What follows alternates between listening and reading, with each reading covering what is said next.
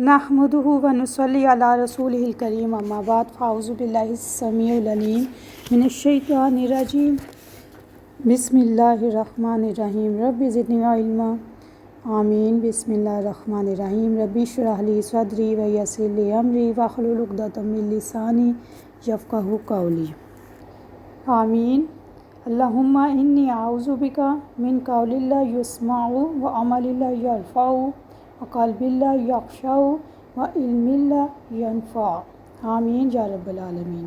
अस्सलामु अलैकुम व रहमतुल्लाहि व बरकातुहू।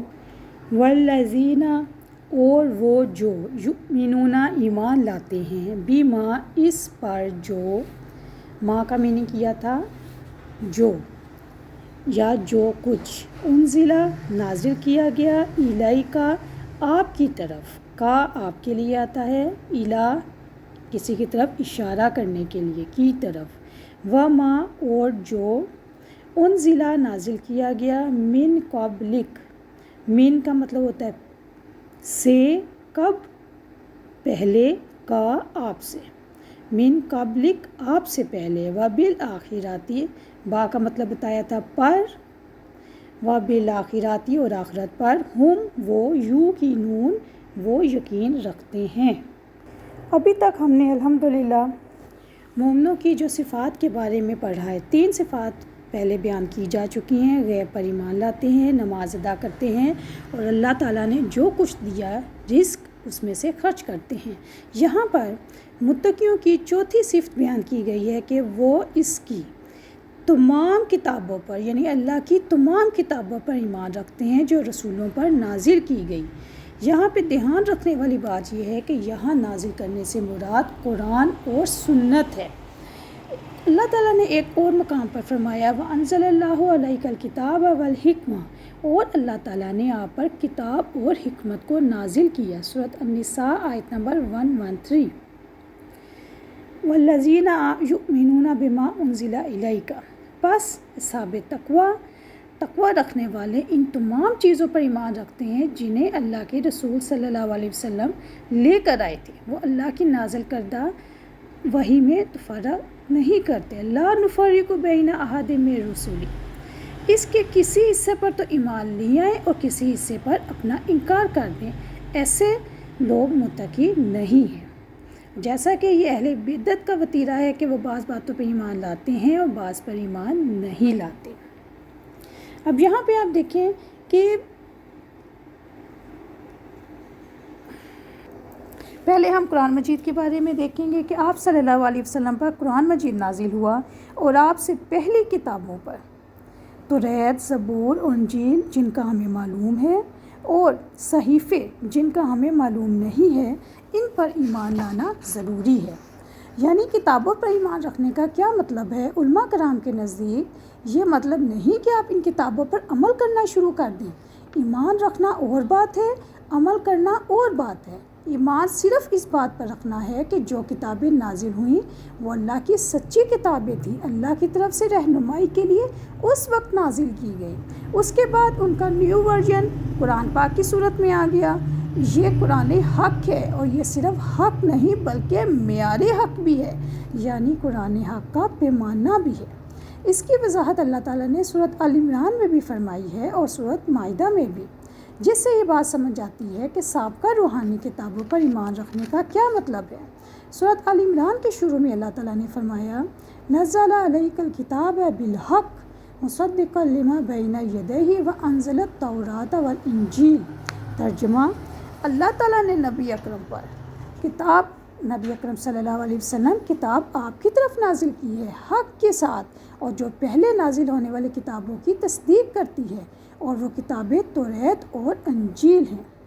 तौरात और इंजील भी अल्लाह ने नाजिल की, लेकिन जहन में ये रखना है कि वो पहले हिदायत का ज़रिया थी लेकिन अब नहीं है। अब तो अल्लाह ने ये फरमान नाजिल कर दिया।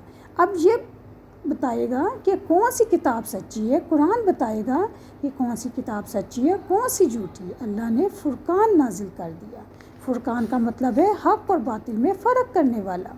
फिर फरमाया इन्नल्लज़ीना कफ़रू बिआयतिल्लाहि जो लोग अल्लाह की आयतों का इनकार करें फरमाया लहुम अज़ाबुन शदीद उनके लिए बड़ा सख्त अज़ाब है اور یہ ذہن میں رکھے واللہ عزیز ذو انتقام، وہ اللہ بہت غلبے والا اور پورا بدلہ لینے والا ہے اگر کوئی اللہ کی آیتوں کا انکار کرے۔ یہ ہے حقیقت اس ایمان کی کہ پہلی کتابوں پر ایمان کس طرح سے رکھنا ہے، یعنی اپنے اپنے وقت پہ ہدایت و روشنی کا ذریعہ تھیں، لیکن اب معیار ہے قرآن۔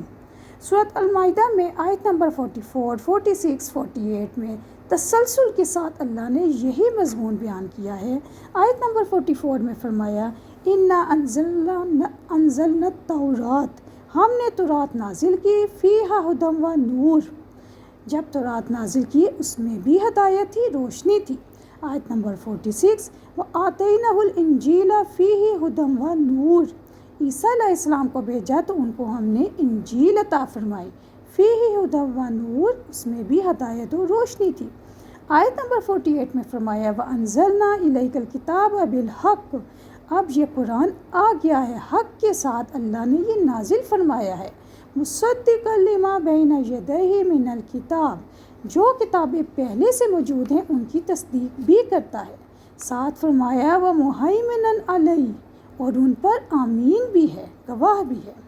سورۃ آل عمران میں فرمایا الفرقان، اور یہاں پہ فرمایا مہیمن، نگران، یعنی انگریزی میں جیسے لفظ یوز ہوتا ہے نا مانیٹر، تو قرآن مجید مانیٹرنگ کرنے والا ہے۔ تورات و انجیل کا، پہلی کتابوں کا مانیٹرنگ کر کے بتائے گا کہ ان میں کیا صحیح ہے اور کیا غلط۔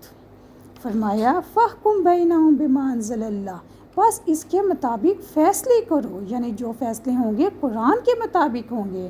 وَلَا تَتَّبِعْ أَهْوَاءَهُمْ، اور لوگوں کی خواہشوں کی پیروی نہ کرو۔ أَمَّا جَاءَكَ مِنَ الْحَقِّ، اور حق سے نہ ہٹے۔ ایسا نہ ہو کہ جو حق آ گیا ہے تو لوگوں کے دلائل آپ کو متاثر کریں اور آپ لوگوں کی باتیں سننا شروع کر دیں۔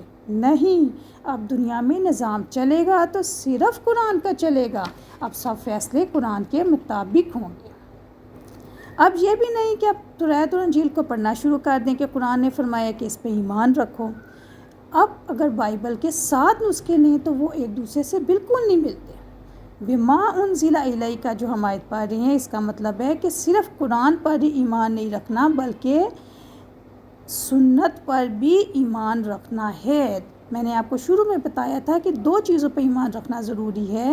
بما انزل الیک کا مطلب ہے جو کچھ آپ کی طرف نازل کیا قرآن اور سنت اور حدیث سے بھی ثابت ہے۔ سنت حدیث سے ہی ثابت ہوتی ہے۔ بعض لوگ قرآن پر تو یقین رکھتے ہیں لیکن حدیث پر ثابت نہیں، حدیث پر یقین نہیں رکھتے۔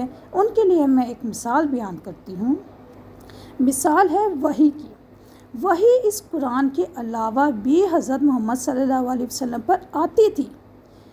کیسے پتہ چلے گا؟ قرآن میں سورۃ حشر کے اندر آپ دیکھیں 28واں پارہ سورۃ حشر کے اندر جس تناظر میں یہ آیت نازل ہوئی، یہودیوں کے 3 قبیلے تھے، بنو نذیر، بنو قینقاع اور بنو قریظہ۔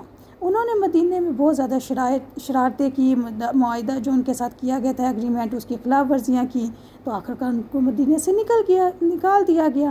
لیکن انہوں نے نکالنے کے بعد بھی اللہ کے رسول کے خلاف سازشیں کی۔